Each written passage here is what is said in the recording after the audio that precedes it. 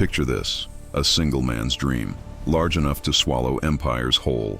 In 356 BC, Alexander of Macedon was born, and the ancient world was never the same. Before he was 30, he had crushed Persia, Egypt, and every power between Greece and the Hindu Kush. But that was never enough. For Alexander, the horizon was always a challenge, never a boundary. On his maps, the world ended at India, and that to Alexander was simply where it got interesting. He burned Persepolis, the greatest city in Asia, partly because he could. His phalanx, the finest killing machine ancient warfare had ever produced, seemed utterly unstoppable. His generals whispered concerns, but Alexander only heard the wind from the east. At the edge of the known maps, ancient cartographers wrote simply, "Here be dragons." Alexander crossed those mountains in winter snowstorms that killed thousands of his own men. India hit his senses like nothing before it, vast, alien, overwhelming, and utterly indifferent to his conquest. For his soldiers, India was not a prize. It was a riddle they did not want to solve. At his war councils, the generals grew quiet in ways that Alexander chose not to notice. He gave his men no time to think. Movement was his strategy against doubt. Then the Punjab opened before him, and the 5 rivers gleamed like silver threads of fate. But with the rivers came the monsoon, and the monsoon came like the end of the world. The men who had crossed deserts were now drowning in mud up to their knees. Even Alexander's divine fire could not dry the Indian sky. Before them, the Hydaspes River, swollen with 1,000 tributaries, roared like something alive. And on the other bank, King Porus waited with the weapon that would make the greatest army bleed. Alexander had crossed every kind of terrain, but he had never faced a monsoon river in full flood. His engineers told him the truth. The Hydaspes in this flood could not be forced by normal means. Across the brown churning water, the elephant line stood like a gray mountain range. Porus was no ordinary adversary. He was a king who had prepared his entire life for this moment. The Hydaspes in flood was 45,000 feet wide in places, wider than any river the Greeks had ever seen. Every night, Alexander launched fake crossing attempts to exhaust Porus's vigilance. But Porus saw through every trick. This king had brilliant scouts and a brilliant mind. The monsoon storms gave Alexander his true opportunity. The noise covered what needed to be covered. 17 miles upstream, hidden by forest and storm, the real plan began. Alexander himself led 15,000 men through absolute darkness in a howling monsoon. The crossing was terrifying, the river trying to murder them before Porus could. Men gripped their rafts with both hands as the Hydaspes tried to claim them. But Alexander's force reached the east bank, and history pivoted in that moment. Porus received the news like a man who had already prepared his response. He sent his son with cavalry and chariots, a strong advance force to pin Alexander. That force died in the first Macedonian cavalry charge, a warning, not a result. The main battle was taking shape with terrible inevitability, 2 of history's greatest generals converging. The elephant wall stretched 1,000 yards, 200 animals, armored, trained, and screaming. Every man in the Macedonian phalanx had heard of war elephants, but nothing had prepared them for this. The Hydaspes plain became the stage for the most violent day of Alexander's life. The elephant charge shook the ground like an earthquake beneath Macedonian feet. For the first time in 10 years, the phalanx broke, and men ran. 16-foot sarissas, lethal against any human, shattered uselessly against 3 tons of flesh. The elephants killed not just with their feet, but with their screaming. Pure psychological obliteration. Macedonian veterans who had never flinched at Persian cavalry flinched at this. The battlefield dissolved into 3-dimensional chaos that no commander could fully see. But Alexander was doing what he always did in chaos, seeing the pattern invisible to everyone else. He sent his cavalry around the elephant line, not through it, around it. His light infantry discovered the key, attacked the elephant's legs, cut their tendons, blind them. A wounded elephant is not a weapon. It is a catastrophe for whoever stands behind it. Porus's own elephants began destroying his own army's infantry in their maddened panic. The Macedonian cavalry found the gaps and poured through like water through a breaking dam. Even wounded, Porus directed his army from elephant back, the greatest Indian general in full command. The monsoon rain turned the battlefield into a killing field of mud and blood and screaming animals. Alexander's army won, but victory cost more than any battle since Issus. The rain refused to stop, as if the sky mourned what men had done to the earth below it. Porus stood surrounded and bleeding, and he still did not bow his head. Alexander, to his eternal credit, recognized a great enemy and made him a greater friend. Bucephalus, Alexander's horse since boyhood, died on the Hydaspes bank from battle wounds. Alexander wept for his horse in the mud of India, the conqueror fully human for a moment.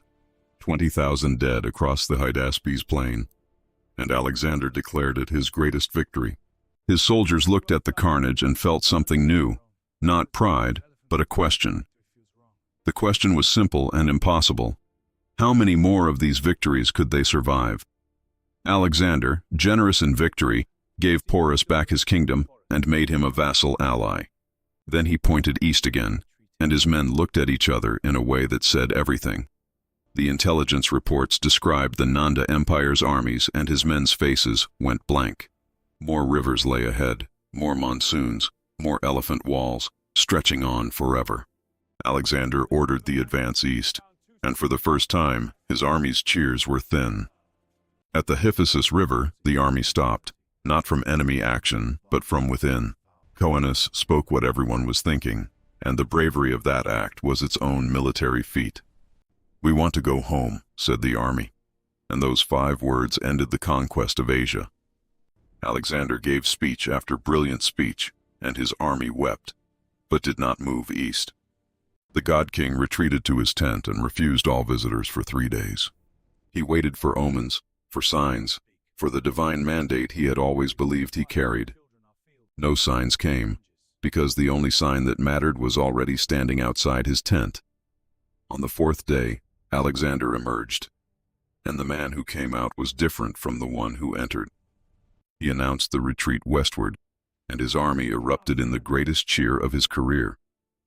The cheers echoed across the Hydaspes plain, louder, warmer, more human than any victory cry. Alexander stood at the altar he built on the Hydaspes bank, 12 towers for 12 gods. He watched the river flow east toward the world he would never reach, and let it go. The retreat was supposed to be simple. It became a different kind of disaster. The Gedrosian desert, one of the most brutal environments on earth, waited for them on the route home. 60,000 soldiers and camp followers entered. Fewer than half came out. The irony was perfect and terrible. The army that had mutinied to survive was now dying on the way home. When a single helmet of water was brought to Alexander, he poured it on the ground. If his men had no water, their king would drink none, the gesture that defined his leadership. 60,000 voices roared for a man who poured water on sand. Love is strange and real. The desert took thousands of lives that no enemy had managed to take in 15 years. When the survivors emerged from the Gedrosian, they were not the same people who had entered. Hephaestion's death in Ecbatana broke Alexander in a way no battle had managed. He ordered Hephaestion's funeral pyre taller than any in history. Grief as architecture. His drinking grew heavier, his tempers fiercer, his divine pretensions stranger. The empire he had built over a lifetime showed the first cracks of a 1,000-year rupture. In Babylon, he planned campaigns that would never happen against Arabia and Carthage. The fever came in Babylon in June 323 BC. It came quietly, as the great endings always do. His generals gathered. The men who had argued with him, followed him, loved him, mutinied. To the strongest he whispered, and opened the door to 50 years of war between his heirs. June 11th, 323 BC, the greatest conqueror in ancient history, died aged 32. Before his body was cold, his generals were arguing over who would inherit his impossible empire. The empire that had taken 32 years to build began to dissolve in 32 hours. The Hydaspes battlefield lies quiet today under Punjab wheat fields, the blood long reclaimed by earth. From 326 BC to Alexander's death was 3 years. The speed of collapse is astonishing. Archaeologists in modern Pakistan dig carefully through soil that remembers Macedonian sandals. The cities Alexander founded still exist: Kandahar, Herat, Alexandria, near Kabul, ancient and alive. His campaign seeded Greek culture across the East, an accidental gift from a man of violence. In Gandhara, Buddhist sculptors gave the Buddha the face of Apollo, Alexander's gift to the divine. The same monsoon still falls on the Jhelum River every summer, indifferent to all of it. Arrian wrote his account 400 years later, still the most reliable version we have. From Aristotle to Alexander to the scholars of Taxila, ideas traveled with the army. 5 successor kingdoms rose from Alexander's ruins, each carrying his cultural DNA forward. King Porus is remembered in Indian tradition as a hero who stood up to the greatest conqueror. The Hellenistic world, Greek, Persian, Indian ideas mixed, lasted 3 centuries after Alexander. A coin minted by Alexander in India shows him fighting an elephant. History in your hand. Had he crossed the Hydaspes, military historians calculate he would likely have been destroyed. Napoleon studied his campaigns. Wellington read his battles. Military colleges teach him today. The Hydaspes flanking maneuver is still taught as a masterclass in tactical problem-solving. The Jhelum River flows south to the Indus, peaceful and brown and completely unbothered by history. Was it worth it? The question his veterans asked at the Hydaspes still has no easy answer. The Punjab at dawn looks exactly as it looked when Alexander stood on its edge and made his choice. And now the question for you. If Alexander had crossed the Hydaspes, would history be better or worse? The Hydaspes battlefield lies quiet today, but its questions are still deafening. 326 BC to 323 BC, 3 years from greatest victory to early grave. Modern archaeologists sift the Punjab earth looking for proof of what ancient writers described. His cities endure, Kandahar, Herat, alive after 2,300 years, still carrying his name's echo. The Hellenistic world, his true legacy, blended civilizations in ways still visible today. The Buddha with the face of Apollo is Alexander's most beautiful unintentional creation. The monsoon that stopped him still falls, a natural force immune to the claims of gods and kings. Arrian's account survives because the story was too important to lose. From Taxila's great university, ideas moved north and east, changed by their meeting with Greek thought. Ptolemy's Egypt, Seleucus's Persia, Antigonus's Macedonia, 3 crowns grown from one man's shadow. India remembers Porus as the king who did not bow. History is different depending on whose it is. The 3th-century Hellenistic age was Alexander's real empire, built not in bronze but in culture. That tiny coin from 326 BC, Alexander on horseback, elephant behind him, costs a fortune today. Military historians say the Hydaspes mutiny may have saved the army from total annihilation. Every major war academy on Earth studies what Alexander did at the Hydaspes. The oblique approach, the cavalry flanking, the adaptive tactics, all born at the Hydaspes.